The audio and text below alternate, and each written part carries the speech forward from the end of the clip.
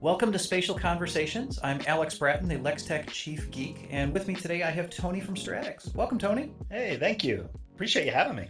Absolutely. Appreciate you jumping in to share a little bit of this shared experience with the world and talk all things spatial, so thank you. Oh, yeah, I'm excited. I've been looking forward to this. Awesome. Well, so you've had a chance to use the Vision Pro for a little while now. What jumps out at you if we talk about kind of where things stand today as what's exciting you the most about what you've seen today already? There's a lot. So I was really excited when announcements were made about AVP. I've used Apple for, I stopped counting, but for many years, and I have all the products. So I'm so excited about the ecosystem because every little layer, certainly a new product, it's just, a lot of what you're going to get, but then there's also going to be some exciting new things. And of course, with spatial, a lot of that was new, but as Apple says, and I 100% agree with, it's instantly recognizable, instantly intuitive, and those are the things I expected. But yeah, it's the layer in the onion. It keeps getting peeled back the more I use Apple Vision Pro. Well, and I think what we're doing here is a perfect example that FaceTime has been around for a long time, Right. and this is an extension of FaceTime. So it's as easy as a normal phone's FaceTime, but here we are connected spatially. Yeah, absolutely. And I'll say the first time that I met with you, Alex, in this environment, it definitely I was like, wow, because you've done it many, many times. Truth be told, I was using Apple Vision Pro a lot on my own, my workspace, and it was just kind of my day to day. But when I had a chance to interact with others in FaceTime, and you were the first person that kind of brought me into that experience, that was really an aha moment for me and the simplest of things. But now, we're having a conversation like everybody does 100 times a day on the phone, but we're doing it in Yeah. FaceTime and I'm sitting right next to you. And it really does feel like that. And I'm glad you mentioned that. It's interesting the number of times, and even in just the last 2 weeks, I've talked with folks who they have a Vision Pro, but they're kind of solo. They're Yeah. using it for productivity and all kinds of really interesting things, but they haven't had a chance to experience this yet. And Yeah. that definitely seems like something that that would be my one suggestion to everybody is getting into a Vision Pro. That's wow number one. Yeah. Having a spatial interaction. That's wow number two. You got to get there. 100%. I think that was the light bulb for me. And that was probably, though I was, using it for a while, when I jumped in with somebody else using FaceTime and Spatial, that was a huge aha moment. And it really opened up my mind for what is possible with Vision Pro. Definitely. So when we look at Stratix's enterprise customers, and that's the world you guys live in, and I think that's Yep. why we work so well together. It's about real work being done in the real world. Sure. Um, are there any interesting examples of conversations you've had where people are either seeing or expecting to see value from spatial computing in their environments? Yeah, I have had some few really interesting conversations, and I will say that the conversation goes many layers deep after somebody tries the Vision Pro. So typically, what I would do, I'd use my Vision Pro, I'd be with a customer, and I'd say, hey, well, you've heard about it, you want to try it out? It's in a casual environment, it's kind of a fun thing, but that is the eye-opening moment where they realize that. Now, following that, very quickly after that conversation, probably in the same, time frame, we start talking about our normal conversations about the business. How do you see that it fits in? And some of the ones that resonated with me the most were we deal with a lot of hardware, namely mobile hardware, Yep. but some of the fixed hardware, right now we could have screens all around us, data coming at us literally from all directions. Mm-hmm. And, a lot of those fixed points don't need to be fixed anymore. Really, the only requirement in this case is you have the Vision Pro, but I could have analytics to my left really, really set up that environment with fixed points all around me. And that can be changing dynamically.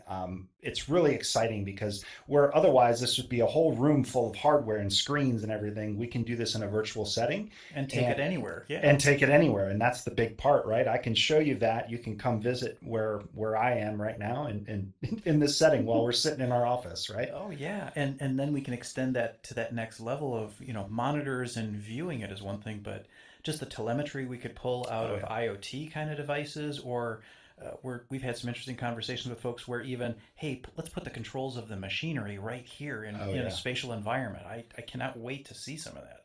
Yeah, and you've shared some of, we work with a lot of the airlines and sharing just, I'm in the cockpit and I experience that right away. So I don't know what I'm doing in the cockpit, but they do, our customers do. And the fact that you are right there and you have the ability to manipulate what's around you in whatever setting you're in an office setting without Hmm. the travel, a lot of the, headache and things that go with that naturally for traveling, you can do it in the moment. Really exciting stuff. Oh yeah. And so we've talked about the spatial side of things, and let's kind of maybe broaden a little bit to the industry and some of the confusion that some folks have around, hey, hasn't this already existed for 10 years? We've had VR, and I know one of those wow moments really for some folks is just to understand the difference between spatial computing and VR. And Sure. if you kind of had to summarize the difference between Apple's approach and what has come before, how would you do that? I'll try my best, but I'll be the first to tell you that I am not an expert. I haven't really used VR, and if I have, it's been so minimal and unremarkable that frankly, Mm, it's out of sight, out of mind. So a lot of what I've learned were through others, where I give them a demo with the Apple Vision Pro, and they'd say, "Oh, I've used that before. I've done that before." And I say, "Well, have you used the Vision Pro?" And they say, "Well, no, but it's all the same, right?" yeah. They try it, and that's the unlock for them. But Mm, the environment, the spatial aspect of it, the clarity, the attention to detail that you're just used to with Apple, those are the things that I realize like, okay, I can tell without trying all the other ones, the attention to detail in the user interface and how seamless it is.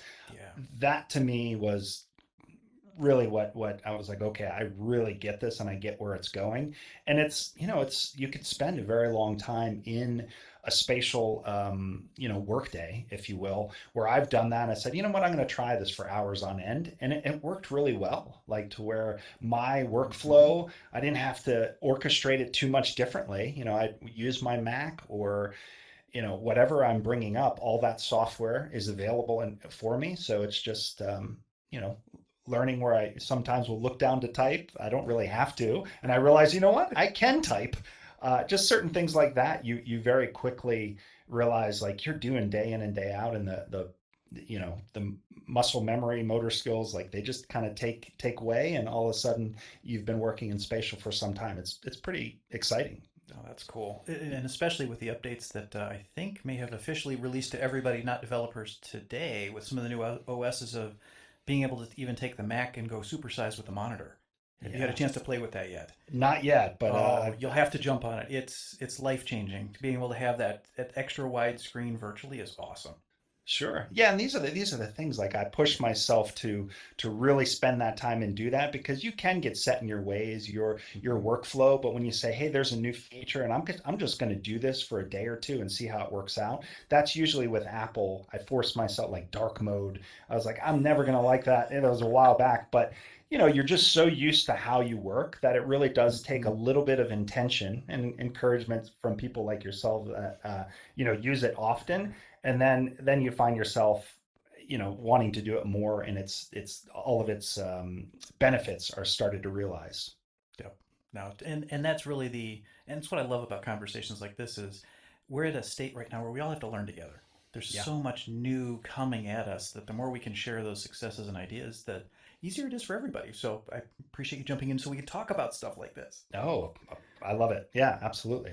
Nice. Well, when we look at, let's jump over to talking a little bit about Stratix and some of the kind of Sure. things that you guys are doing. Sure. Um, so, if you look historically at really what kind of Stratix's key strength is when it comes to helping folks in the enterprise, Sure. how do you see that being leveraged when it comes to the future of the Vision Pro? Well, a lot of what our customers do is around mobile, as I mentioned. So, by just the nature of Apple Vision Pro, it is a mobile piece of hardware, first and Mhm. foremost, or that is a way that it can be leveraged and our customers really need that. So there's so many different ways where is this going to cannibalize another product? I don't think it will, but from Mhm. what we were talking about earlier, the fact that you have to travel, the fact that you need many maybe physical devices, this can really Yeah. start to streamline that more. Where when there's a little bit of an intent and vision and execution on that, I think we can find that Apple Vision Pro can, eliminate some of that hardware, look at things Hmm. differently, and how you're able to just um, training and anything of that nature that you can now do remotely is really, I think, going to be some of the earliest big ROIs that people will see, that immediately Apple Vision Pro and however many you feel you need will pay for itself literally overnight, I think. Which makes sense. And having somebody like you guys to help them with the how do we manage that ecosystem, that's again, that's one of the things I respect the most about the organization is Sure. how do we make this real? And that Sure. means supporting it. Yeah, absolutely. Yeah, I mean, the, privacy, what the enterprise is really focused on as far as, these devices have to be working day in and day out. They can't be down. Like that's where we spend all of our time to make sure that the customers can do the work that they're there to do and not worry about a lot of these things, making sure that it's protected. And Apple and the ecosystem around it has, really helped them to do that in a lot of ways. And AVP, Apple Vision Pro, I think is going to be kind of a step in that direction as well, in a different space or Mm. spatial space. Yeah. Mm-hmm. So talking about taking some of those steps, let's do a little bit of future forecasting. So we've had a chance to, and again, this is the thing that just amazes me. This thing hasn't even been out for a year yet. Right. It hasn't. So we are super early in the life cycle. So if you wanted to put on your futurist hat for a minute and look out in the next couple of years, anything that jumps out at you as things that you would be excited to see? Not that either of us know anything about Apple's roadmap, but Sure. that what kind of things would jump out at you as where this could go? Well, so from a business standpoint, I think it's really tough to say because I think customers are going to, once they start to understand it and they certainly understand their business and you bring those two together, I think this really exciting things are going to happen for so Mm-hmm. many enterprise businesses that this is going to, be realized. So that's tough to kind of say. I know a lot of the industries that we kind of collectively work in, we're seeing where the seeds are already planted and they're getting support from, Lextech and ourselves and some of those ventures, if you will, or some of the business cases that they're looking to improve upon. And I'd say just personally, I think, it's being in this environment and seeing some of the ways that you can interact with content. Mm-hmm. I know that there's been a lot of apps that I thought were really exciting that when you're experiencing something through Apple Vision Pro, you could be in the best IMAX theater and things, all those things that we're used to. It's not even on the same playing field. So Yeah, when you yeah. bring that rich media experience and then put whatever is needed to be put into it, I think really the sky is the limit in how this can continue to mature when you got, a lot of people that have great ideas. And like you said, it's not even a year in. So it's just the beginning of how these great ideas are going to be, brought into Apple Vision Pro. I couldn't agree more. Well, Tony, thank you for jumping in. This was awesome having the conversation with you. Yeah. Yeah. There we go. And All right. everybody see the glowy of the fist bump there? That's the kind of interaction we're talking about. So thanks for jumping in and thanks for joining us for yet another spatial conversation. Thanks, everyone. Thanks, Alex.